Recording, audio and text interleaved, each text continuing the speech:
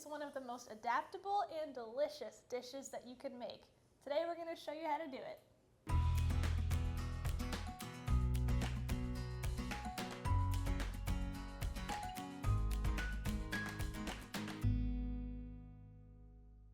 To start with the quiche, we have pie crust that I made earlier today, and we're going to par bake it so that it's not soggy, because we're going to add, a filling that's mostly liquid. No need to buy pie weights, just buy some uncooked beans. Whoop. Or you can just buy a store-bought pie crust. We are not against shortcuts here.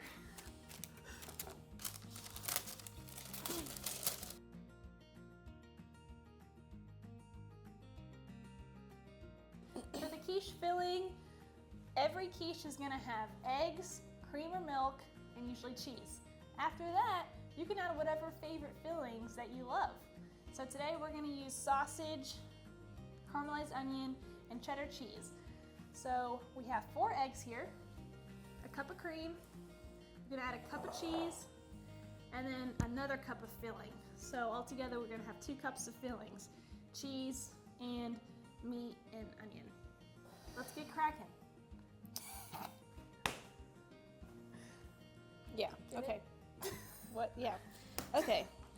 So you can add the filling. 2 cups of filling is just a general guideline for this recipe. It does not have to be super accurate. Add our cream.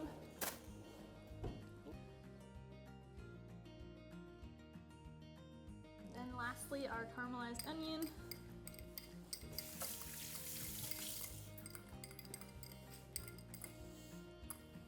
Give it a whisk, and then your filling's all done.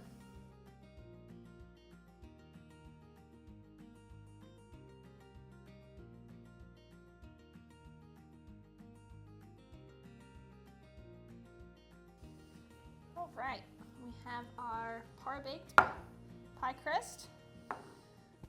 We're gonna add the filling and then bake it the rest of the way.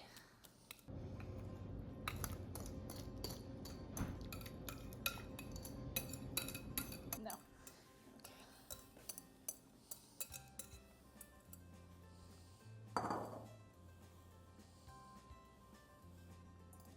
Back into the oven it goes. We're gonna bake it for 30 minutes and then check it after that to see if it's done. But we are gonna rotate it halfway through. If you don't, it'll get too brown on one side, or at least that's a possibility. And since we already par-baked the crust and it's been in the oven for a few minutes, it might start to get too brown on top, so you can just tent it with foil, and that'll keep it from getting too brown.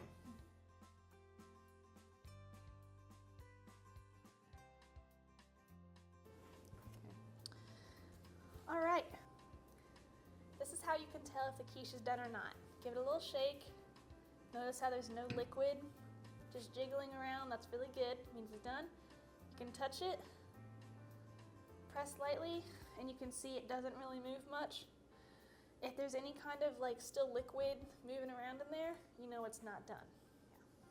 And you don't want to cut into a hot quiche right when it comes out of the oven. You want to wait at least 10 to 15 minutes, because if you try to cut into it while it's still hot, it will completely fall apart. So this is a pretty standard sized quiche, but some other ways we like to use it. We can make mini quiches for a baby shower or a party or something. And we just put those in a muffin tin to make mini quiches. Yep. Or if we're cooking for a larger crowd, we'll make a few quiches and we'll use a deep dish pie plate. So that's this recipe doubled. All right, time to cut into it.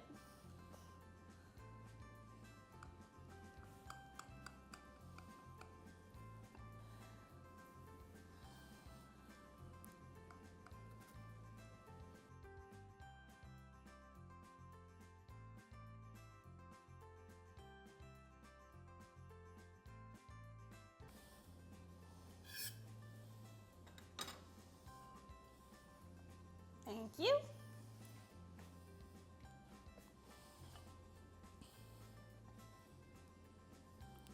Don't mind if I do. That's hot.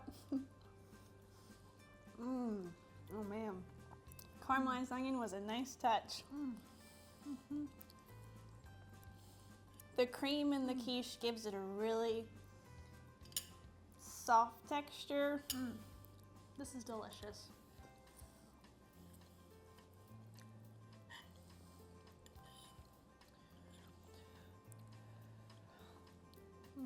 Yum. Let us know what your favorite quiche combinations might be. Thanks for watching.